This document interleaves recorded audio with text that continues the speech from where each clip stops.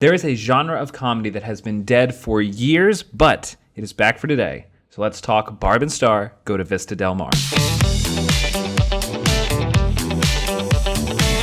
I'm going to start off by saying, yes, I did really enjoy this movie, and I'll get into that. But more than anything else, at the very least, this movie is weird. Look, I feel like there are a lot of people that are going to need to be properly primed going into this movie because, to be fair, I can understand that there's going to be a lot of people that in unison are going to say, that movie was stupid. In some ways, I can understand why someone might feel that way, but stick with me here. First off, Barb and Star are a perfect comedy duo. One is not better than the other, but the more that these two are on screen together, they get funnier and funnier. A lot of these reviews are going around, really. Ignore the critiques that are saying that this is just an extended SNL skit. Yes, Kristen Wiig is in it. That's not a very witty observation. The best thing in this movie is Barb and Star. I'm not kidding. I want 7 more of these movies in development like ASAP. The two of them are just insanely funny. See, Barb and Star have the most boring lives ever, but they love it. They love their job at the furniture store. They attend talking club on a regular basis, and their idea of a bold fashion statement are their kulaks. They love their painfully boring lives so much that the idea of leaving their small town that they've never left before doesn't just seem insane,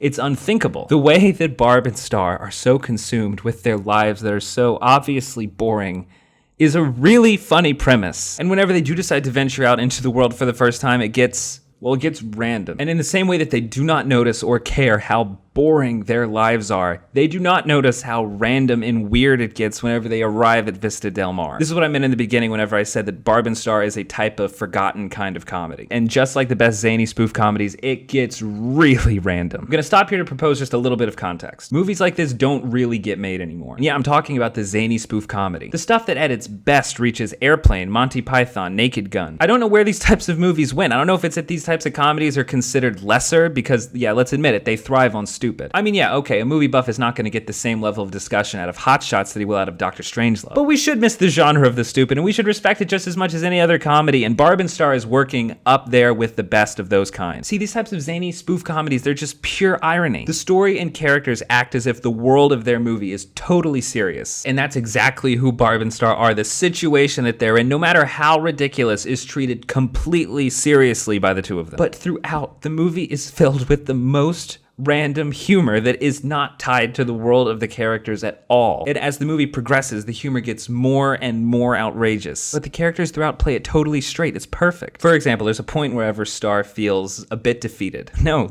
see, that's the thing. The humor is so random that just to mention it's gonna ruin it. Barb and Star revives the Zany Spoof comedy, and I am all here for it. If that's the type of thing that you think might appeal to you, you have to watch this movie. To be fair, okay, there is a parallel story going on that has a type of Dr. Evil type character that wants to take over, has lasers and power and layers. That part really doesn't work. In fact, every time that part comes up, it feels almost like a black hole of humor. Yeah, I guess this part of the review isn't as glowing. But no, actually, despite a whole chunk of this movie not really being funny at all, Barb and Star are so good that it does not matter. We're actually in a bit of a dry spell of this type of a movie. Scary movie franchise kind of held this mantle for a second. There were actually some really bad other movies that followed those. But no, that's the thing. This genre's kind of been dead for a while. And like some movies have some zany stuff in them, like Superbad, Anchorman. The humor in those isn't really random enough to really hit the mark of like a zany spoof comedy. We need the zany movie back, and I think now is the time to take this deeply unserious genre seriously again. Because a laugh is a laugh, and you never laugh like you do with Zany. Well, that's it for today. Thank you very much for watching, and be sure to subscribe for updates on reviews and movie news. Seagulls in the sand, can you hear my prayer? Seagulls!